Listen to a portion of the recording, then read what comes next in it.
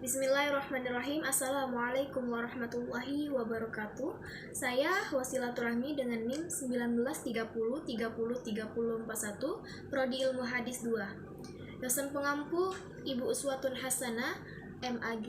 Di sini saya memenuhi tugas akhir semester dalam mata kuliah Hadis Dakwah dan Tarbiyah.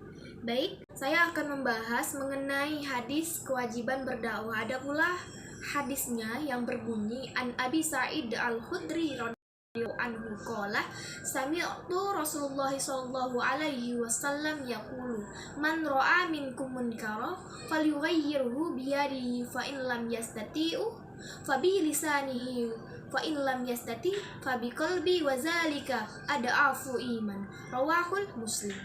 Yang artinya dari Abu Sa'id Al-Khudri radhiyallahu anhu berkata, aku pernah mendengar Rasulullah SAW bersabda, barang siapa di antara kamu melihat suatu kemungkaran, maka hendaklah dicegah dengan tangannya. Jika tidak ada kekuatan, maka cegahlah dengan lidahnya.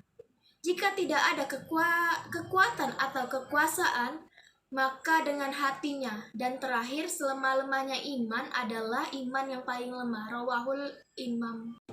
Jadi hadis tentang kewajiban berdakwah ini diriwayatkan oleh Imam Muslim.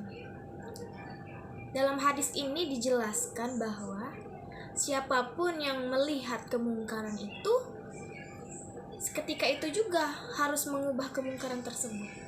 Tetapi mengubah kemungkaran itu tidak boleh dilakukan dengan cara yang bersifat memaksa, melainkan harus mengubah secara bertahap.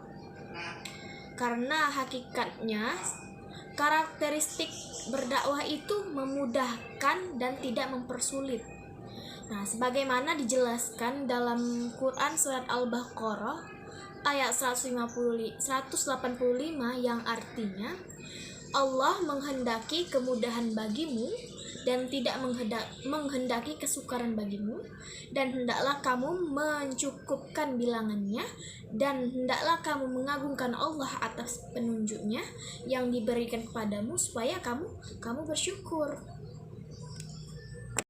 Penjelasan hadis di atas juga mengandung makna tahapan dalam berdakwah. Hal ini dapat dilakukan dengan cara, yaitu yang pertama, kita harus mengubah dengan kekuasaan atau tindakan. Jika dengan tangan kerannya, maka dilanjutkan dengan menasehati dengan lisan. Jika masih belum bisa berubah dan jalan terakhirnya, kita mendoakan supaya orang yang melakukan kemungkaran tersebut sadar dan kembali kepada kebaikan. Dan mendoakannya itu usaha terakhir yang dapat kita lakukan. Melalui sabda Nabi Muhammad SAW, kita ingatkan agar melakukan amar ma'ruf nahi munkar sesuai dengan kemampuan kita. Adapun menurut ulama, Ibnu Qudamah dalam bukunya Mukhtasar Minhaj Al-Qasidin menyatakan bahwa dalam beramar ma'ruf nahi munkar harus sesuai dengan kemampuan yang rasional. Menurutnya, jika seorang muslim sudah tidak tahu memiliki kekuatan memadai untuk mengalahkan kemungkaran, namun tetap memaksakan diri hingga mencelakakan dirinya, hukumnya haram. Sebab amar ma'ruf harus memberikan pengaruh positif dan bermanfaat. Adapun tingkatan dalam melakukan amar ma'ruf nahi munkar. Yang pertama, dengan tangannya. Maksud dengan tangannya itu dengan teladan yang baik dan tindakan yang nyata sesuai profesi atau kedudukannya masing-masing.